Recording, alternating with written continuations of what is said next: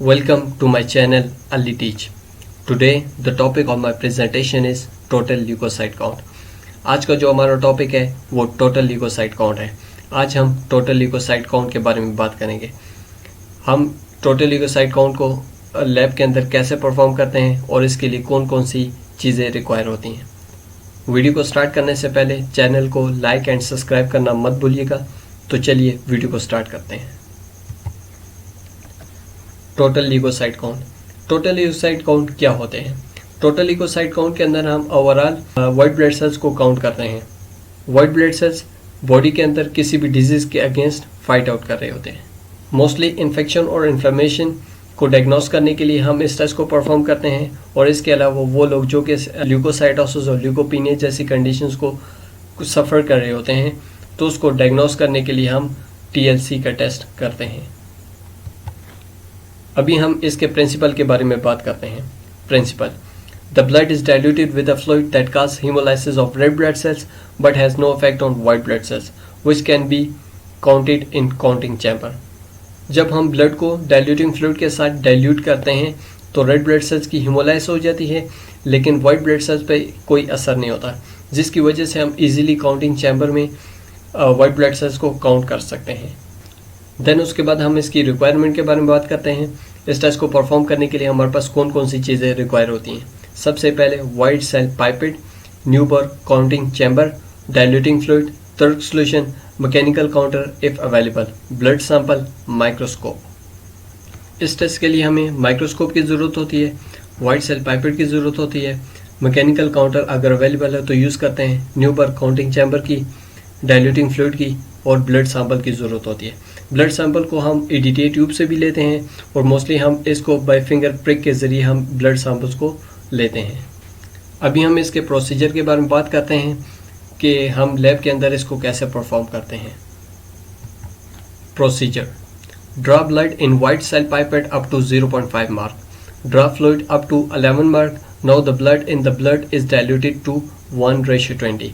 Blood can also be diluted in the test tube by adding 0.02 ml 20 microliter of blood to 0.38 microliter of third solution. Gently mix by rotating pipette between thumbs and forefingers. Wait for a few minutes. Place cover slips on counting chamber the sign correct. Placing is that diffraction rings are seen on either side. Discard few drops from stem of the pipette. Fill the chamber with diluting blood sample and wait for a few minutes to allow the cells to settle down.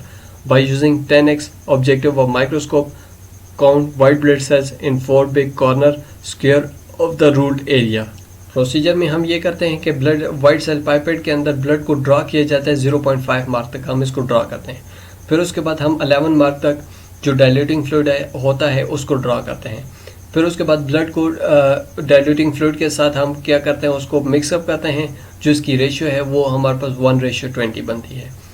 इसके अलावा जो दूसरा तरीका ये है कि हम test tube लेते हैं. टेस्ट ट्यूब के अंदर हम ब्लड को डाइल्यूटिंग फ्लूइड के साथ डाइल्यूट करते हैं.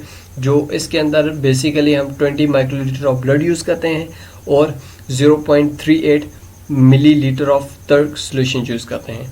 इसके अलावा जो हमारे पास जो वाइट सेल पाइपेट का जो मेथड था उसको हम आफ्टर जब हम इसको मिक्सअप कर लेते हैं, जब हम डाइल्यूटिंग फ्लूइड को अप टू 11 मार्क तक ले लेते हैं तो फिर उसके बाद हम इसको फोर फिंगर्स और थम्स की मदद से हम इसको जेंटली मिक्स करते हैं और उसको कुछ टाइम के लिए छोड़ दिया जाता है ताकि वो अच्छी तरह से जो ब्लड है वो डाइल्यूटिंग फ्लूइड के साथ मिक्सअप हो जाए. मिक्सअप होने के बाद हम कवर स्लिप्स को काउंटिंग चैम्बर पे रखते हैं. इसकी करेक्शन देखी जाती है. करेक्शन इसलिए देखी जाती है ताकि डिफ्रैक्शन रिंग्स आपको जब हम माइक्रोस्कोपी करें तो आपको नज़र आने चाहिए.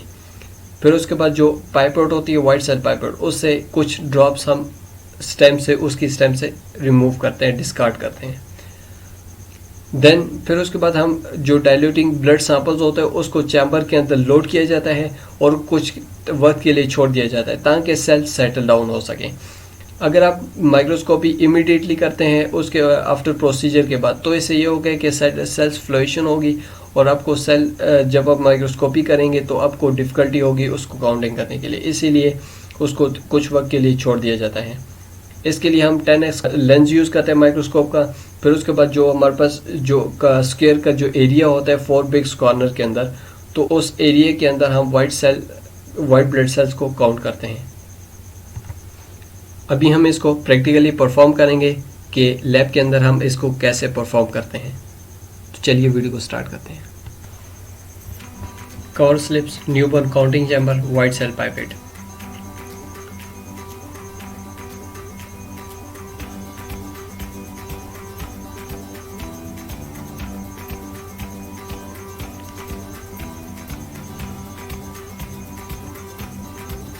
ब्लड सैंपल को 0.5 मार्क तक लिया जाता है।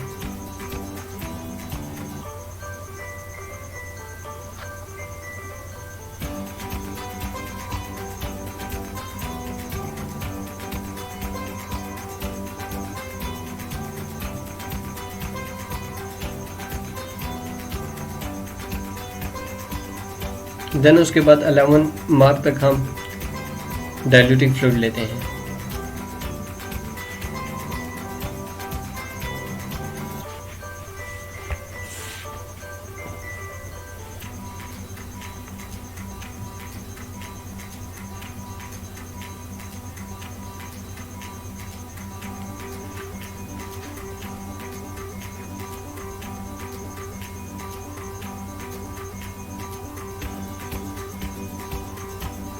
फिर उसको अच्छी तरह से मिक्स किया जाता है ताकि ब्लड डाइल्यूटिंग फ्लूइड के साथ मिक्सअप हो जाए।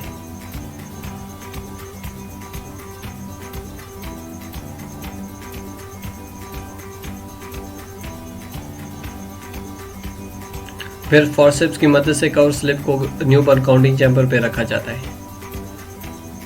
फिर कुछ फ्यू ड्रॉप्स हम उसको डिस्कार्ड करते हैं। देन उसके बाद न्यूबॉर्न काउंटिंग चैम्बर को लोड करता है डाइल्यूटिंग ब्लड सैंपल के साथ ताकि सेल अच्छी तरह से सेटल डाउन हो सके और उसको कुछ वक्त के लिए छोड़ दिया जाता है।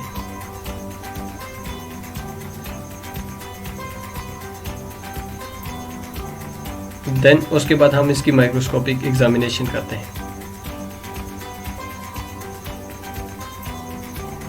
फिर उसके बाद हम इन 4 बिग कॉर्नर्स के अंदर वाइट ब्लड सेल्स को काउंट करते हैं।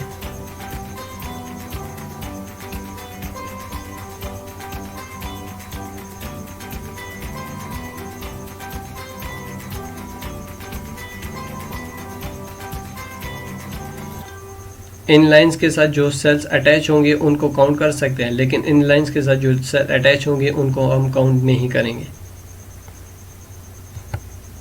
आफ्टर माइक्रोस्कोपिक एग्जामिनेशन के बाद हमें कुछ इस तरह का इंटरफेस नज़र आएगा। फिर उसके बाद हम इन 4 बिग कॉर्नर के अंदर वाइट ब्लड सेल्स को काउंट करेंगे। ये सारे हमारे पास वाइट ब्लड सेल्स हैं। ये जो छोटे छोटे डॉट्स आपको नज़र आ रहे हैं ये सारे हमारे पास वाइट ब्लड सेल्स हैं। फिर उसके बाद हम इसकी कैलकुलेशन करते हैं इस फार्मूले की मदद से। Number of white blood cells counted multiply blood diluted divided by volume counted. TLC हमारे पास आ जाता है n multiply by 20 divide by 0.4। जब हम इसकी डिवीजन करते हैं तो हमारे पास 50 पर क्यूबिक मिलीमीटर आ जाता है। Number of white blood cells जो कि हमने पीछे काउंट किए उसकी वैल्यू को जहाँ यहाँ पे पुट करेंगे तो मल्टीप्लाई बाई 50 पर क्यूबिक मिलीमीटर के साथ मल्टीप्लाई करेंगे तो हमारे पास रिजल्ट TLC का निकल आएगा। नॉर्मल रेंज, एडल्ट के अंदर जो नॉर्मल रेंज है वो 4000 से लेकर 10,000 पर क्यूबिक मिलीमीटर है।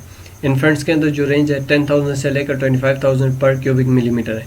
चिल्ड्रंस इन 1 ईयर और इससे वो अबव जो होते हैं बच्चे होते हैं उनके अंदर जो रेंज होती है वो 8,000 से लेकर 15,000 पर क्यूबिक मिलीमीटर है। अभी हम इसके काज के बारे में बात करते हैं। ल्यूकोसाइटोसिस और ल्यूकोपीनिया के बारे में मैंने प्रीवियस वीडियो के अंदर डिटेल के साथ आप लोगों को बताया है। वीडियो का लिंक मैं डिस्क्रिप्शन के अंदर दे दूंगा। Leucocytosis, increase in number of white blood cells above normal range is called leukocytosis. It may occur pneumonia, urinary tract infection, leukemia, appendicitis, acute hemolysis, myeloproliferative disorder, neoplasm, trauma. Leukopenia, decrease in number of white blood cells below normal range called leukopenia. It mainly occur aplastic anemia, malaria, infection, hepatitis, typhoid, congenital, idiopathic, drug, radiation, lupus and dengue fever. White blood cells का level normal range से अगर ज़्यादा हो जाता है तो उस conditions को हम ल्यूकोसाइटोसिस कहते हैं। ये किसकी वजह से हो सकता है? निमोनिया की वजह से, यूनिट्रैक इन्फेक्शन की वजह से, ल्यूकीमिया की वजह से, अपेंडिसाइटिस की वजह से, एक्यूट हिमोलाइसिस की वजह से, माइलोप्रोलिफरेटिव डिसऑर्डर की वजह से, न्यूप्लाज्म की वजह से, ट्रोमा की वजह से। इन कंडीशन की वजह से वाइट ब्लड सेल्स का लेवल बॉडी के अंदर ज़्यादा हो जाता है। वाइट ब्लड सेल्स का लेवल नॉर्मल रेंज से अगर कम हो जाए तो उस कंडीशंस को हम ल्यूकोपीनिया कहते हैं। ये किसकी वजह से हो सकता है? एप्लास्टिक एनीमिया की वजह से हो सकता है। एप्लास्टिक एनीमिया बेसिकली ये होता है जिसके अंदर वाइट जो रेड ब्लड सेल्स की जो प्रोडक्शन होती है वो रुक जाती है। इसके बारे में भी मैंने प्रीवियस वीडियो के अंदर डिटेल के साथ आप लोगों को बताया, तो वीडियो का लिंक मैं डिस्क्रिप्शन के अंदर दे दूंगा। मलेरिया की वजह से, इन्फेक्शन हेपेटाइटिस की वजह से, टाइफाइड की वजह से, कॉन्जेंटल की वजह से, इडियोपैथिक की वजह से, ड्रग्स की वजह से, रेडिएशन की वजह से, ल्यूपस की वजह से, डेंगू फीवर की वजह से, इन कंडीशन की वजह से वाइट ब्लड सेल्स का लेवल बॉडी के अंदर लो हो जाता है। Don't forget like and subscribe my channel. Thank you for watching. See you in the next video.